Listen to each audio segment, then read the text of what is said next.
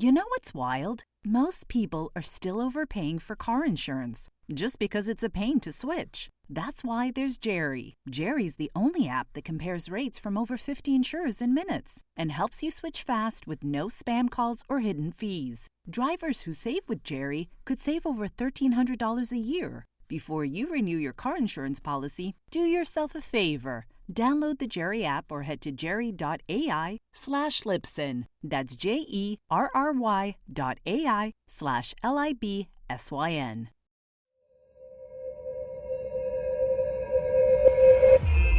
You're listening to a Roddenberry podcast. Mission Log Prodigy, a Roddenberry Star Trek podcast. Episode 25, Observer's Paradox.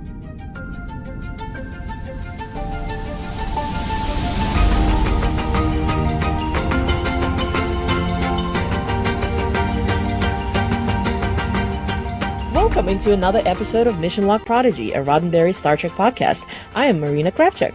And I am Charlene Schmidt. Just like our flagship Mission Log podcast, each week here on Mission Log Prodigy, we discuss each and every episode of this animated series, discover what makes each of them special, and we see if there's any morals, meanings, or messages that we've learned. This week, we are in an observer's paradox. Please remember that Mission Log Prodigy is an in-depth review podcast, so if you haven't seen the episode yet, you may want to put us on pause, watch the episode, and then come back to hear us talk all about it. That's right. Mission Log Prodigy is produced for YouTube and as a regular podcast. So please be sure to engage that like and the share button. Subscribe to us here on the Roddenberry Entertainment YouTube channel. And if you're listening to us via audio, make sure you're subscribed with Apple Podcasts, Spotify, Stitcher, wherever you get your favorite podcasts, just like this one. And you can also follow us, Mission Log Prodigy, that is, on Twitter at ML_Prodigy, and that way you keep up with all of our latest news and updates. Before we jump into the recap, let's remind everybody why our podcast is unique. We want to hear from the cadets, the younger Prodigy fans out there who would like to share their thoughts on the show. We loved hearing your thoughts on Temporal Mechanics 101 and hope you will join us again because we're putting out call for submissions for next week's episode, Imposter Syndrome. How do you do that? Here's a quick refresher. Please send us a 1 to 2 minute voice message at missionlog-prodigy@roddenberry.com and tell us the following. What is your first name and age? Did you like the episode? What was your favorite part? And what did you learn? The deadline for Imposter Syndrome is Saturday, August 3rd. So please get your comments in before they can be featured at the end of the next show. All right. And so how about we do what we do here? We're going to kick things off for this show by answering the very questions we're asking of our cadets. So, Marina, did you like the episode? Totally.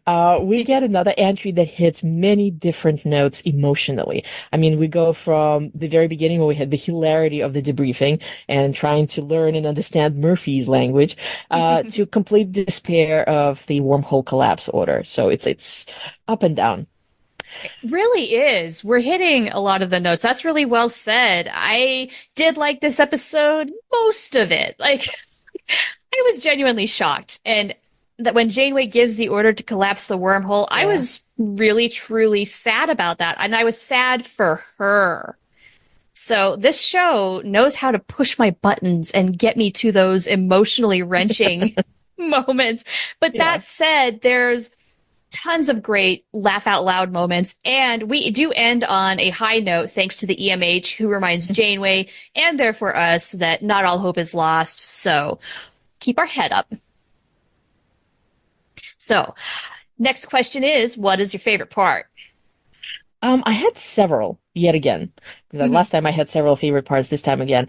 I love the way we have the debriefing goes for different characters. I mean, they're all interviewed separately, and you get this complete sort of nonchalance on Dahl's part, somewhat belligerent Jane Com to very apologetic Zero to, Majel is like, they're impossible to deal with. They're just illogical and unreasonable. Meanwhile, Gwyn is like, you know something? Mysterious entity saved my life. So here we are. And then, of course, Murf doing a lot of interpretive gesticulations. It's like, a lot of pantomiming going on. It's hilarious.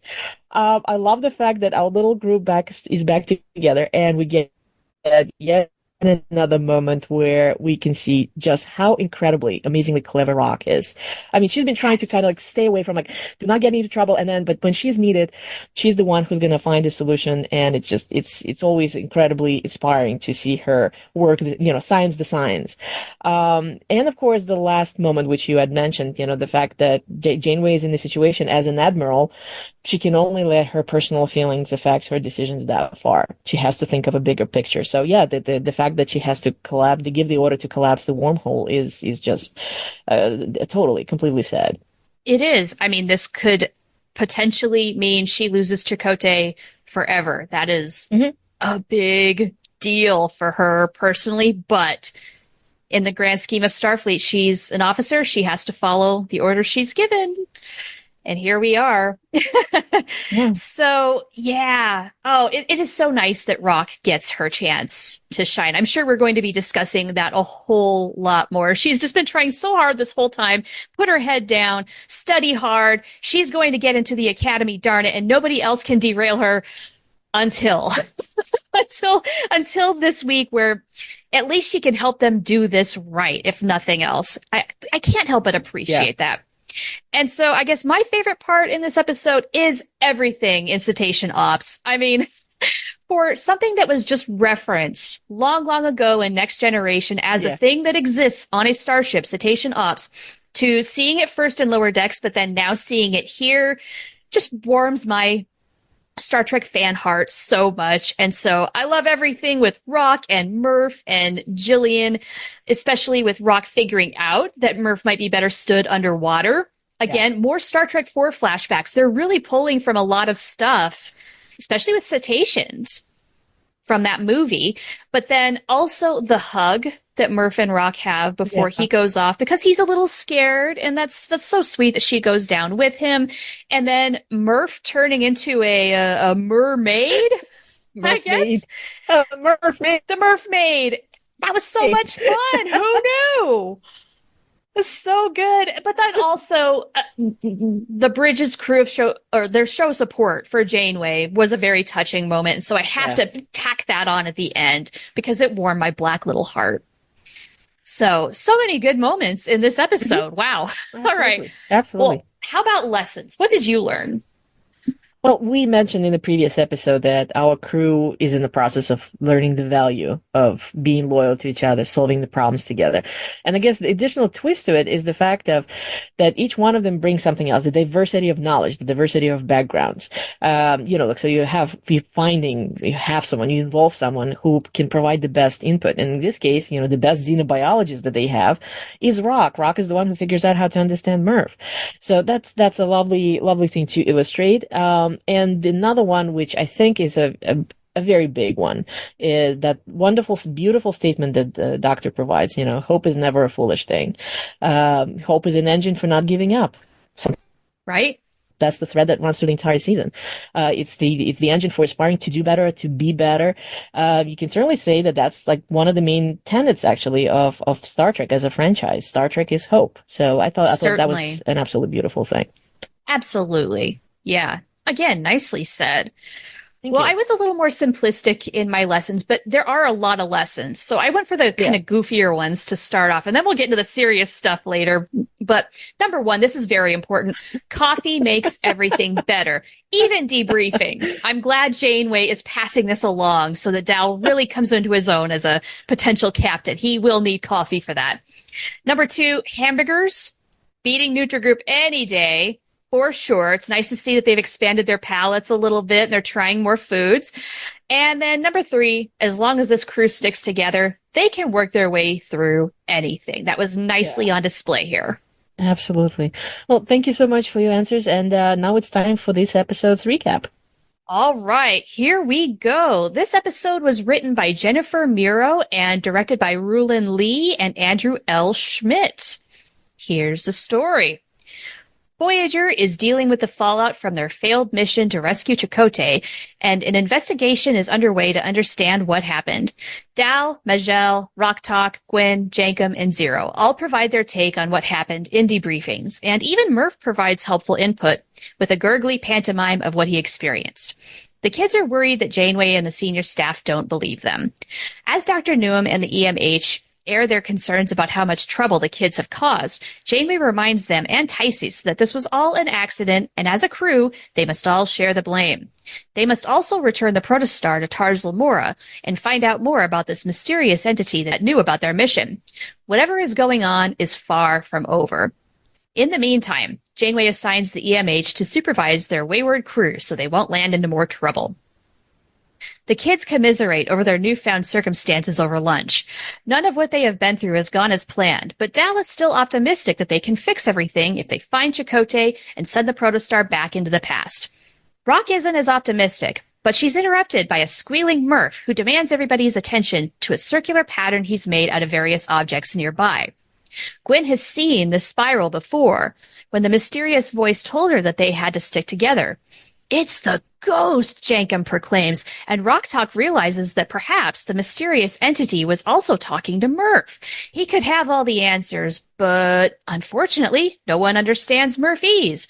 The kids must figure out a way to understand what he's saying. Unfortunately, that will not be easy with the EMH popping in on them. The EMH sees their anxiousness and interprets it as anxiety over their failed mission.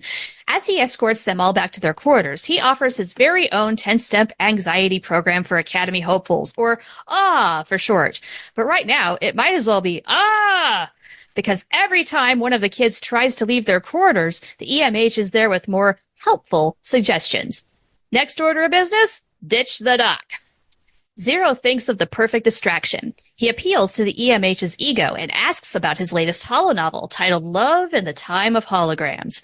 The diversion works, and Operation What the Heck is Murf Saying is afoot. Everyone gets together, sans Rock Talk, who is not interested in whatever illegal stuff they're doing. Gwen starts work on deciphering the difference between oops and oots, but it's a tedious process. Janka makes some tweaks to the universal translator in a communicator and attaches it to Murf, but what comes out is a random flurry of words as the translator malfunctions. In Cetacean Ops, Rock hears the commotion as the kids chase after Murf as he runs amok in the corridor. No, she will not get involved and returns to work cleaning the streaks off the whale tank.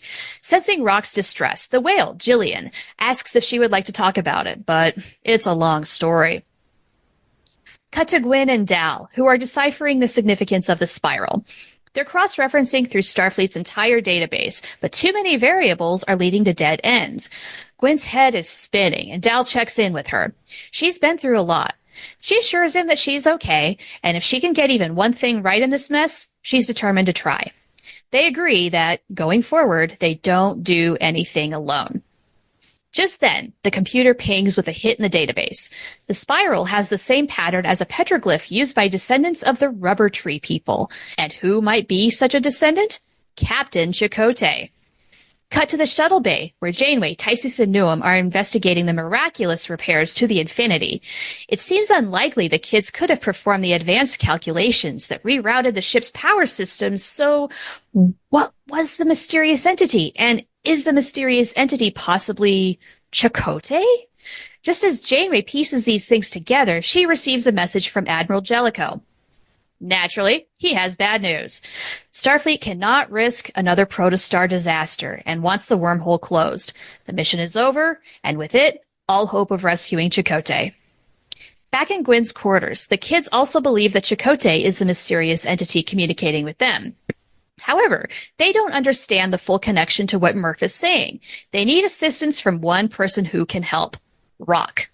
She initially refuses, citing that she already tried translating Murf for months with no success, and she certainly doesn't want to get into any more trouble. Is she the only one who still cares about getting into the Academy?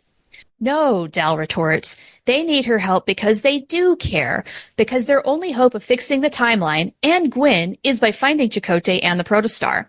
Rock agrees to help. She might not like what they're doing when it comes to breaking regs, but she can at least help them do the job right. It probably isn't a coincidence that Rock remembers that Murf's species evolved from sea life with an aquarium just behind her. Perhaps Murf is meant to be understood in water, and better understood by another seafaring creature. Good thing Jillian is right there and happy to assist. Murf is a little scared to enter the water and meet Jillian. Rock will accompany him so he's not alone, and after they dive in, they exchange a hug. When he's ready, Murf swims off and turns into a Murf maid? Murf swims gleefully in the tank, embracing the change, and then begins talking to Jillian. Indeed, Jillian can understand him. She translates the message, "Find me," along with a series of numbers that aren't coordinates or any other easily recognized pattern. So, what are they? On the bridge, Tysis has prepped a quantum torpedo to be detonated by a tachyon pulse to collapse the wormhole. Dr. Newham wants Janeway to know that none of the bridge crew wanted the mission to end like this, and they all stand in a show of support. Janeway takes a moment in her ready room, breathing a heavy sigh.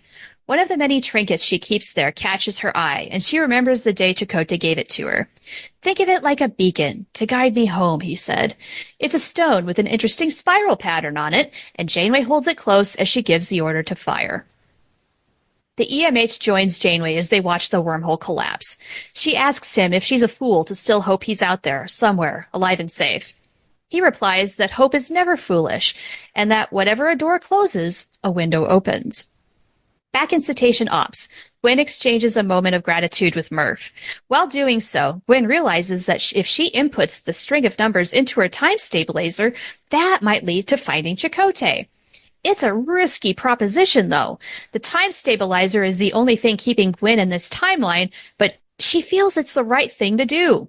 She promises that she will switch it back if anything feels off, and shortly after inputting the number combination, disappears. She comes to in space? She sees a spiral, and then everything in the cosmos whooshes by before everything around her stops again, and she can hear her friends calling her name. She hears another voice that says, "Find me before they do." She taps her stabilizer, screaming as she comes back to reality. It was a draining experience, but she knows where to find Chakotay because the spiral is actually a map. And that is where we will pick up next week in Imposter Syndrome. Oh, this is heavy. Oh my goodness. Here we go. Yeah, I don't know about you, but I always get just so excited for the next episode right about at this point of our show. Like, I just want to keep going. Yeah. But there's so much to unpack in this episode. So how about we start going through a little bit of our observations? Yeah. So many little things, maybe not as many as last week, but definitely things here. First of which, I have to reinforce the whole thing of Janeway instilling a love of coffee in Dal. Apparently, he just needs sugar in his. That's fine. Yeah. Well, this is good. That scene where we see Janeway front and center pouring something into an obvious coffee mug. And my first thought, I kid you not, I was thinking she's making her coffee more coffee. But apparently, I thought it was like, is it an espresso shot being poured into black coffee? I wouldn't put it past Janeway. Not apparently, at all. she was pouring something, probably something sweeter, so that Dal can actually drink it. But I was like, this is amazing. She's making coffee more coffee. Yeah, honestly, I think maybe that's the difference between Admiral Janeway and Captain Janeway is after she finally gave up tea, because that was not a great idea, she just decided, I am not just going to drink coffee. I am going to drink more coffee with my coffee. And now does espresso shots in her black coffee. For sure. Like that's in my head as perfectly canon, perfectly plausible. Well, we saw that part as part of a teaser, right? So it's like, yeah, at that point, it was like, yes, she's doing something to her coffee. I mean, now that we know that it was actually addressed to Dal, if you will, so it's a completely different context. But yeah, that was fun. It was great. That was a great moment. And then so was when Doc makes the dig at the USS Cerritos. And so, first time fans, if you've not seen Lower Decks, go check out that show sometime. If you have seen the show, you know that this dig is warranted. So dysfunctional. And I say this with nothing but with love. I love Lower Decks, but I have a question about this. Has the EMH actually seen the Cerritos crew in action? And if so, when did that happen, or when will it happen? Like, is this like a subtle hint that we might see him in what is it, as we're recording this, the 5th season is yet to be released of Lower Decks. Will we see this happen? But wouldn't that be cool? Well, I am all for crossovers. I really enjoy them, the way that they can be done. I mean, It's just beautiful.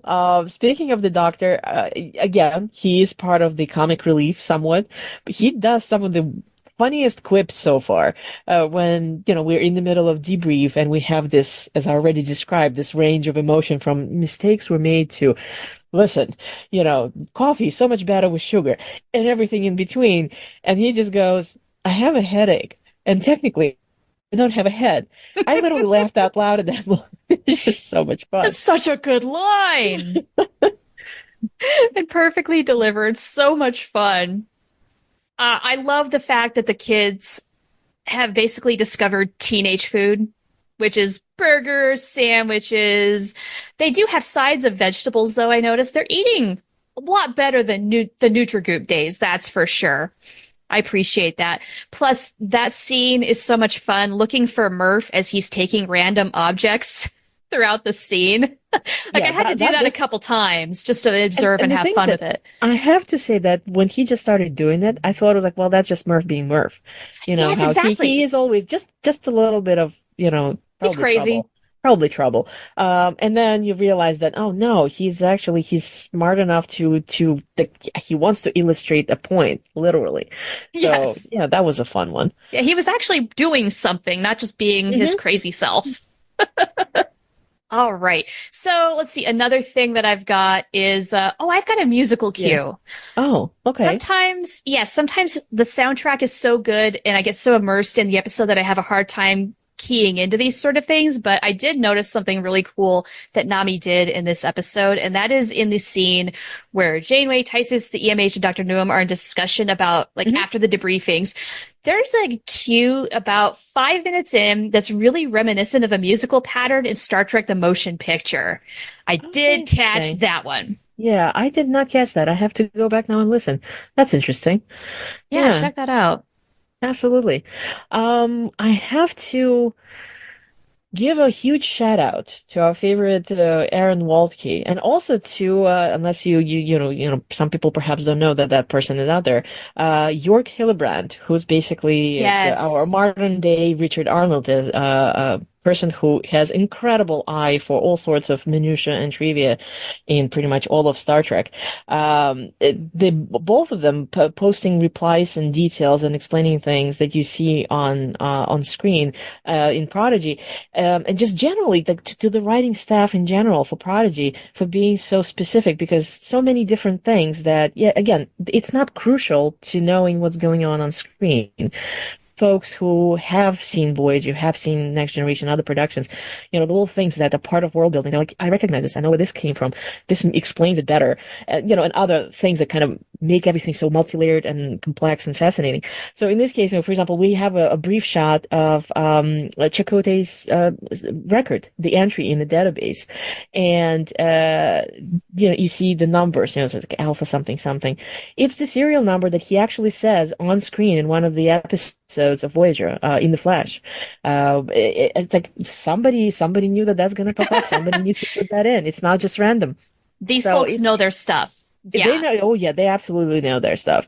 So it's a huge shout out. Thank you. I mean, we're gonna have further things that as we're discussing our observations and lessons learned, and a lot of the little details like this are thanks to Prodigy staff. They're amazing. Absolutely. And again, York Hillebrand, because my goodness, to notice a lot of these things, you have to have a special talent. He's incredible. Yeah. Oh, you have to have eagle-eyed vision to catch all these little things. And his account is incredible at catching every single one of them. And then also shout out to Aaron for being just such a great presence online and answering questions.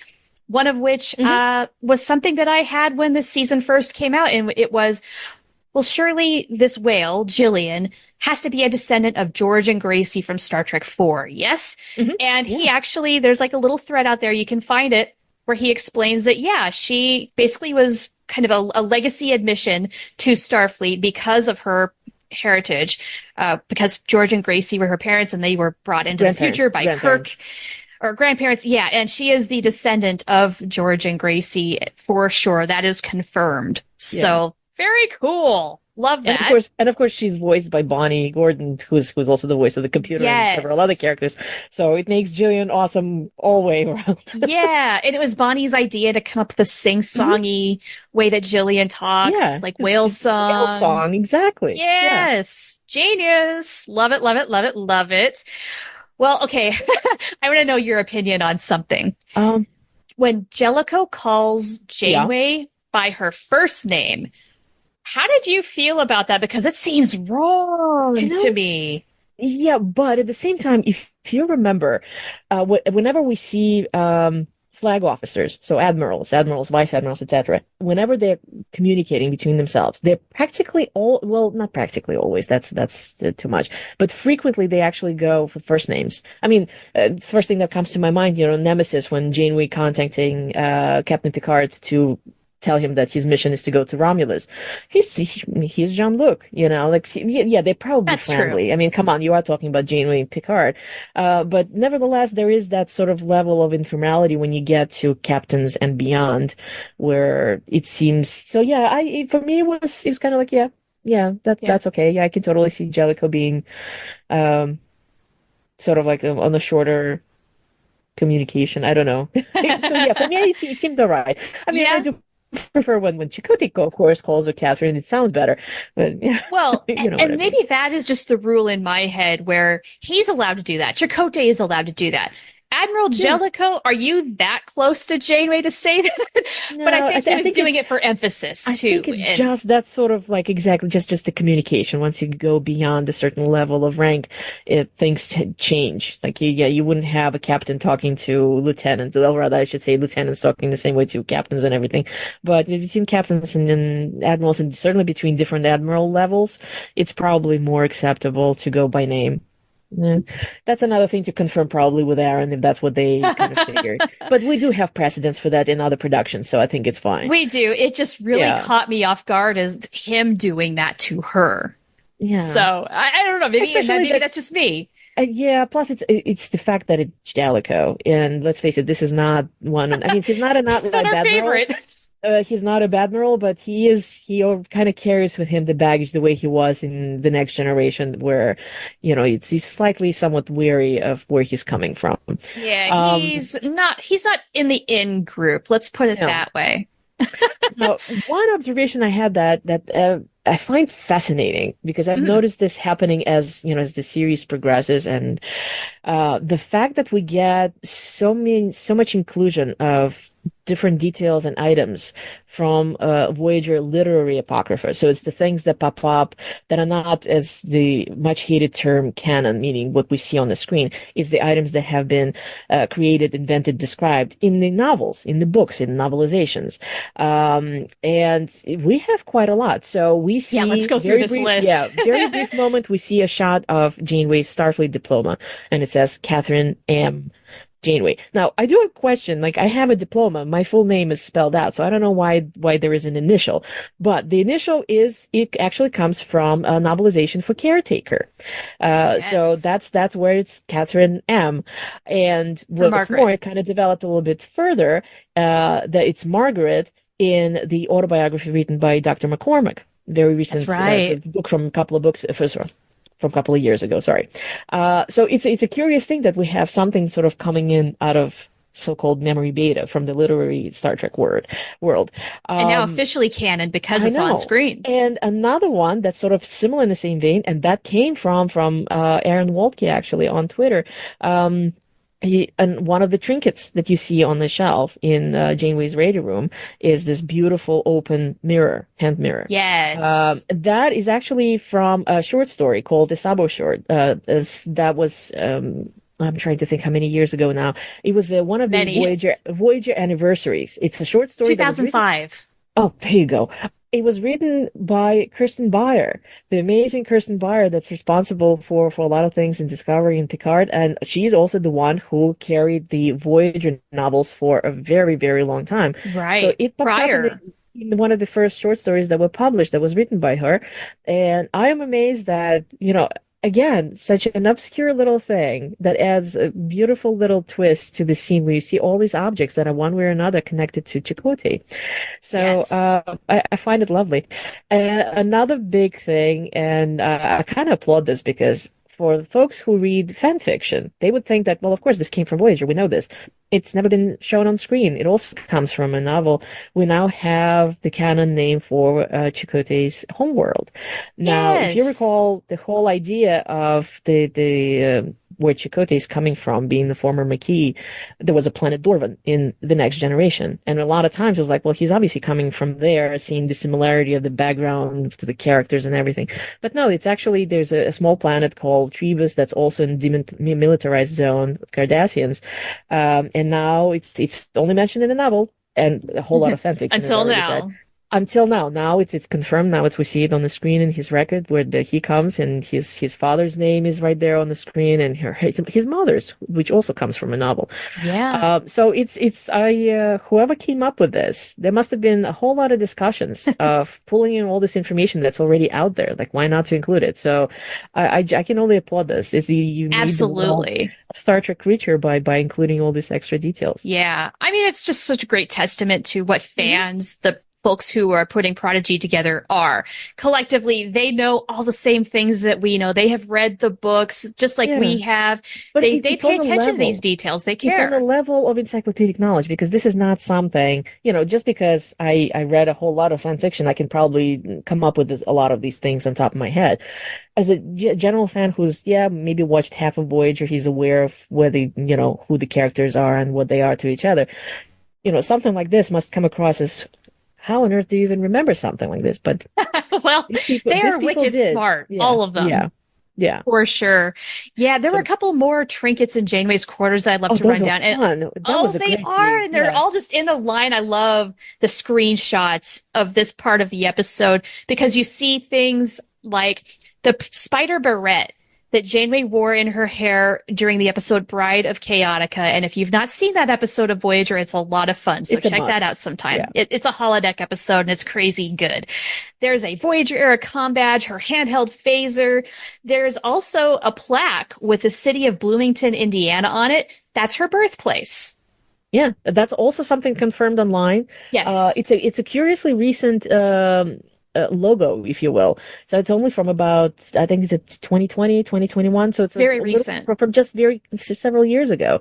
That was created apparently by a person who was also a Star Trek fan himself. Yes. So, it's delightful that she kind of has this. I'm curious, like, was that like some kind of award given to her by the city? It's quite possible. Maybe. She just keeps it as a reminder where she came from. I don't know. Yeah, just to remember her home. Sure. Now, are there any others that you want to go through? Because there's Well, there's more. the big one, the stone. So, Stone. again, for those who are fans of Voyager, the stone actually had a rather delightful name, Chumuzi. It had all sorts of like little circular petroglyphs on it and lines. This was the design was created by Rick Sternbach, who also happens to be, he designed a lot of things going back well into the 80s. Specifically for Voyager, he's, of course, the creator of Voyager herself, the ship. The ship. So he's the one who designed it, and it's based on a spiral galaxy, specifically Milky Way galaxy. The implication is that the lines may suggest paths of various wormholes, other spatial phenomena that you might find in the galaxy. I believe going way back, there were actual discussions like, is one of the lines actually the gamma quadrant wormhole from Deep Space Nine, or is it not? So it was a lovely. It's just a piece of rock with a circular thing on it. It means so much here, though. But it does. It's like it's a lovely thing that Chakotay obviously gives something that means a lot to him as a gift to her, and it is now in Prodigy indeed proven to be a map. So Yes. it wasn't just a random stone with fancy design. It is a helpful thing because Gwyn is able to actually extrapolate information from this. Yes. All right. Any other observations that you have? Well, there were some other things. I find it hilarious that Janeway apparently has multiple Voyagers, like the actual models of the ship. In season one, remember when we have the between Janeway and Dal, he's playing with one of her smaller Voyagers. This Voyager Yeah. that has right now on the shelf is much bigger. Somebody said, like, well, maybe if that. I'm like, no, she must have different size Voyagers. For all we know, she even travels with a miniature Voyager in her bag. Could be. So I'm all for it. I'm all for it. Who knows? Maybe at that time, Eagle Moss is still around and we have, or I should say, Eagle Moss came back and is producing different size models. Right. Awesome. Maybe. I'd love to think they're still around. Did you see there was a very I think you don't see, like, it's like literally blink and you miss it. There's a photo of her, the younger her, the way we see her at the beginning of Voyager with a bond of steel, with her dog, Molly. So at this point, I would assume the dog is probably gone some years. But it's a very, very similar design photo to what we actually see on screen in the beginning of Voyager. And it's lovely. You know, we reminded over and over that Janeway is a dog person. And it's almost a pity that she actually cannot have a pet with her. Right? I mean, Archer did on Enterprise. He had Porthos. Yeah, but that predates. That's before the quadrants got so much bigger for travel. It's too bad she can't have a cat, because Data had Spot.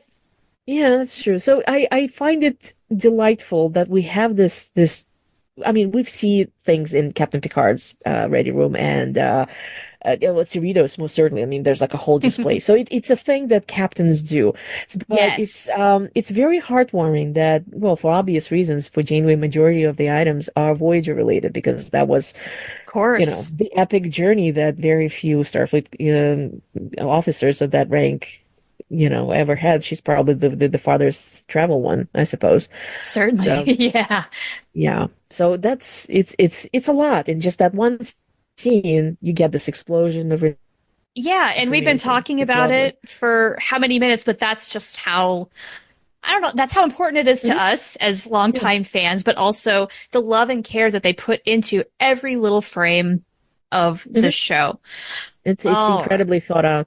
Just to finish on the sort of funnier note, I love the fact that we have Zero, who is non-corporeal, so we just have this moving mechanical suit. And yet that moment when Zero comes back from having had this distracting, I mean, they sacrifice themselves to distract the Doctor from what we were trying to do with Murf.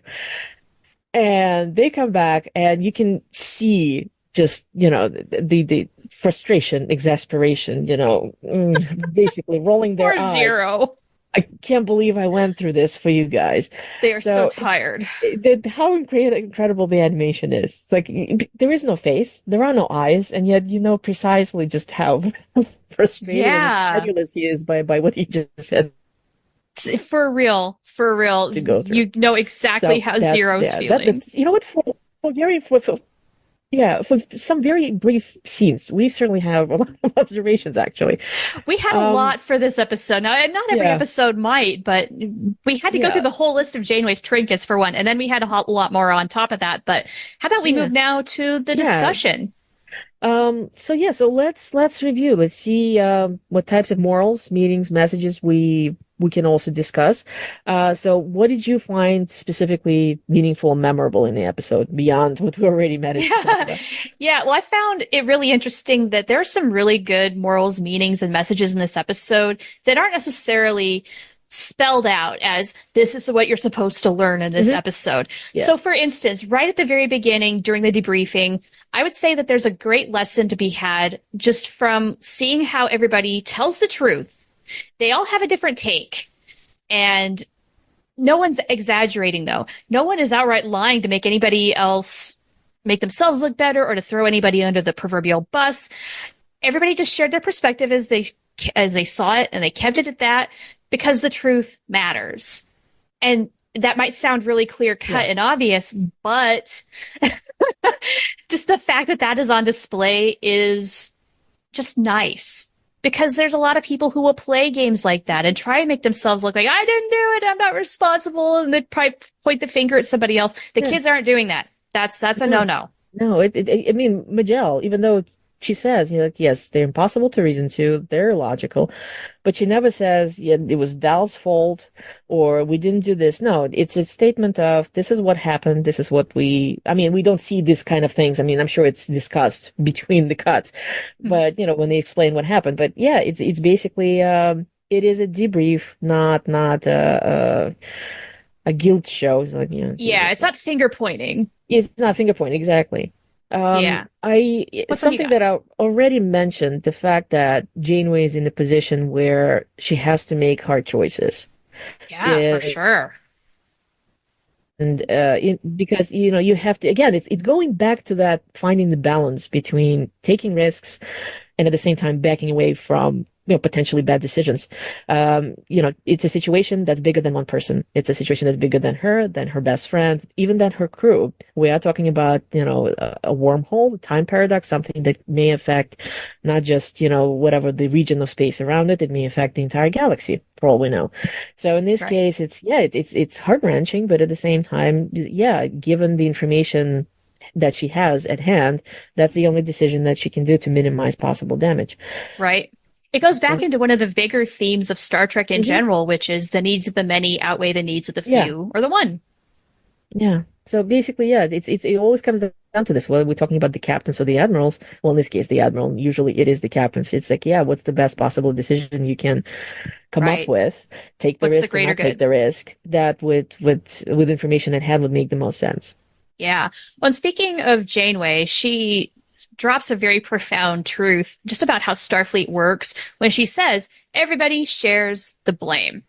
In a team environment like a crew, you collectively all have to take responsibility for when things go wrong, but then you also work together to fix it. And that, of course, is on display here. And I love the fact that our kids are the prime display of this. Not just Janeway. It's not just the adults teaching the kids how to do this. The kids themselves are doing incredible work. They're deciding not to do things alone. They're looking out for one another, which is wonderful to see. We've got Dal and Gwen just checking in like, hey, are you okay? You've been through a lot, and talking things out, which is so important. But then also Rock and Murf. Rock is going to go down into the water with Murf because he's scared. She's there for him because, again, the bigger picture is more important than any one person, as a part of the whole. They all have to contribute. They all have to face those fears, and they'll do it together. So that's pretty cool. I guess one last thing I have is to borrow a phrase from earlier in the season. You'll be called upon when needed. And so in this episode, you mentioned it right at the top. Rock's brilliant scientific mind holds up the key to unlocking the secret message given to Murf. And it shows how everybody's respective talents work together. It's like puzzle pieces, putting them together. Everybody has their own little bit to contribute. And then when you put it together, it makes the bigger picture. And that's how it all works. Love it. To finish up this is something that's very obvious, and yet how it stared me in the face. I haven't really come up with this until just before we started recording. The value of communication. Like if you think about the fact that we've known Murf how long now, and he's been part of the academy, and yet up until this moment, no one really figured out how to properly communicate with him. Yeah, no, not for lack of trying though. I mean, it sounds kudos to him that he manages to actually go through courses and train, and obviously he impresses a whole lot of his peers at the academy, and the probably the officers on board, but yet he's he's this misunderstood melanoid worm that literally misunderstood. So it's very much Darmok and Jalad, when you have somebody who's dead set, quite literally, I'm like, I have to make contact, understand. So in this case, our crew finally, buttons down, like, making, doing their best to we're gonna understand what Murph is saying.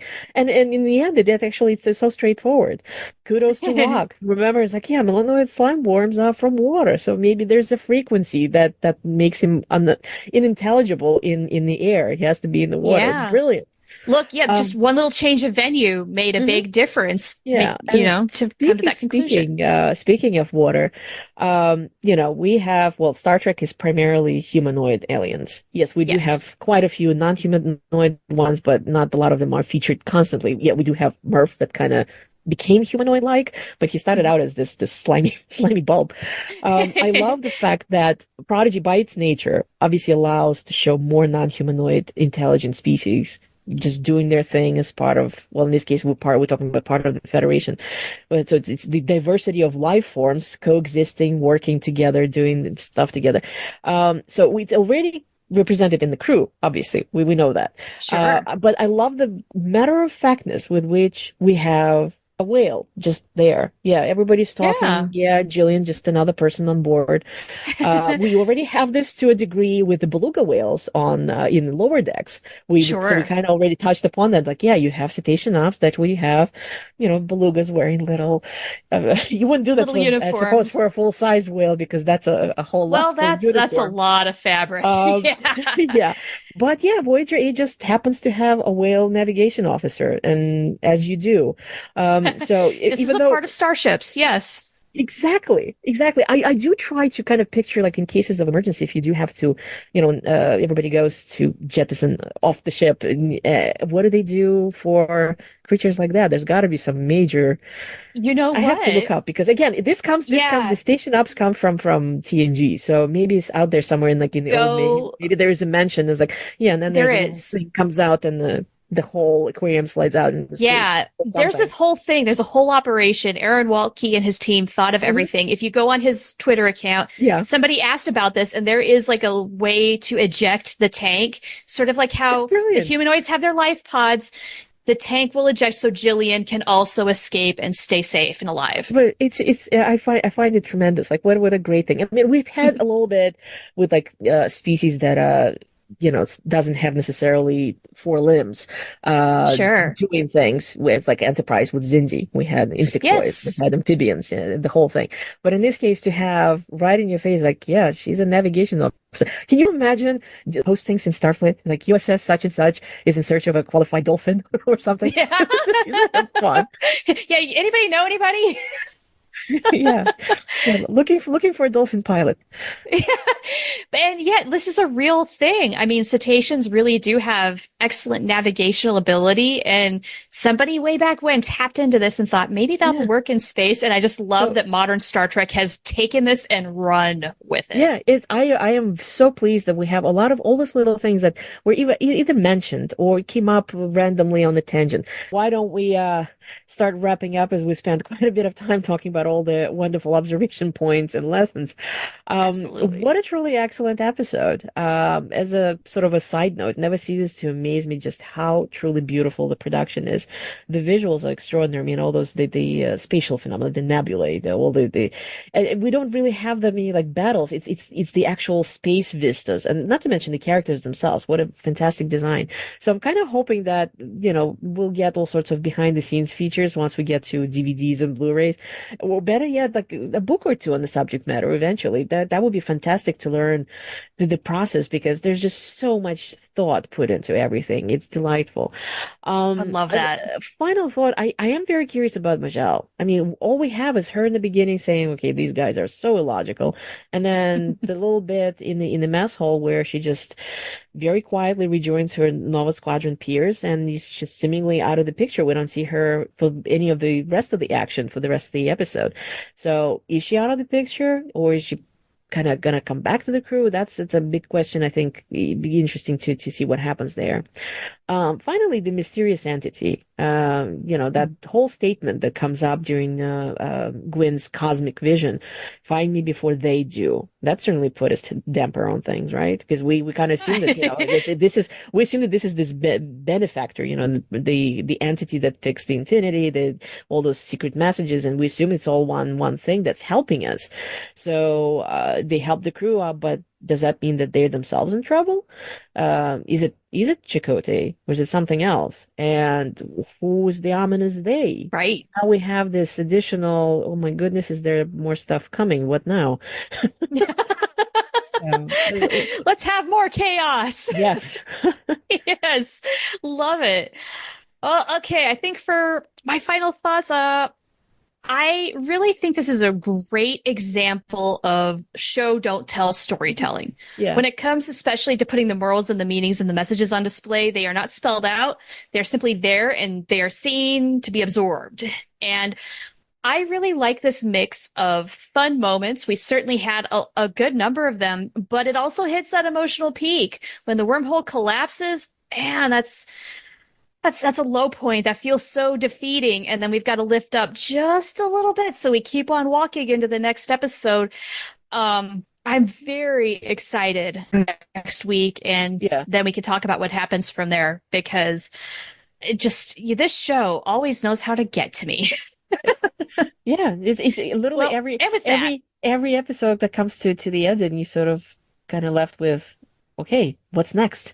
You want to know what's going to happen next. In a way, it was kind of nice that we were able to binge the whole season, just so we didn't have to wait a whole week if we didn't want to. Even though we're examining week by week, it was nice that first time around, just like, give me more, and just indulge in it all. But with that, how about for this episode here, let's reach the end of our show. Thank you, everybody, for joining us on Mission Log Prodigy. And if you enjoyed our show, please make sure that you like and share and subscribe to the Mission Log Prodigy playlist on Roddenberry Entertainment on our YouTube channel. Or you can find us on your podcatcher of choice and catch us in your ear holes. Mission Log Prodigy is produced by Roddenberry Entertainment, production and technical direction by Earl Green. Our website and your opportunity to comment and connect with us is at missionlogpodcast.com. And if you want to support Mission Log directly, you can do so at patreon.com/missionlog. Thank you, everyone, for joining us today. Next week, we will take a look at imposter syndrome. Don't forget to watch that episode and send us your thoughts no later than Saturday, August 3rd. You can do that at missionlog-prodigy@roddenberry.com. We can't wait to hear what you have to say about that. But right now, let's hear what you have to say about Observer's Paradox. Receiving listener communications. Message playback begins. What is your name? My name is James. How old are you? I'm 9. Did you like the episode? I loved it. What was your favorite part? When they try to translate Murf with the badge, but it doesn't work, and he starts running around going, no, Saturday! And what did you learn? To never interfere with the space timeline. Excellent. Okay, what's your name and age? My name is Rook and my age is 9. Rook, did you like the episode this week? Yes. What was your favorite part of the episode? My favorite part of the episode was when Murf just talked nonsense. You liked it when Jankum tried to translate and it was just nonsense words? Yeah. What did you learn from this week's episode? I learned to never stop trying. Right, because they kept not being able to translate Murf, but then they finally figured it out? Yeah. Be persistent. Good job. What's your first name and age? My first name is Dietrich and my age is 6. Did you like this episode? Mm-hmm. What was your favorite part? Where Murf came into the water and grew his fins. That was pretty cool. Did you like the way Murf looked? Yeah. Yeah. What did you learn from the episode? That they have to stay together. And that they're holding that kind of as the central tenet for everything? Yeah? Do you think they're going to do it? Do you think the kids are going to stay together? Yeah. Okay.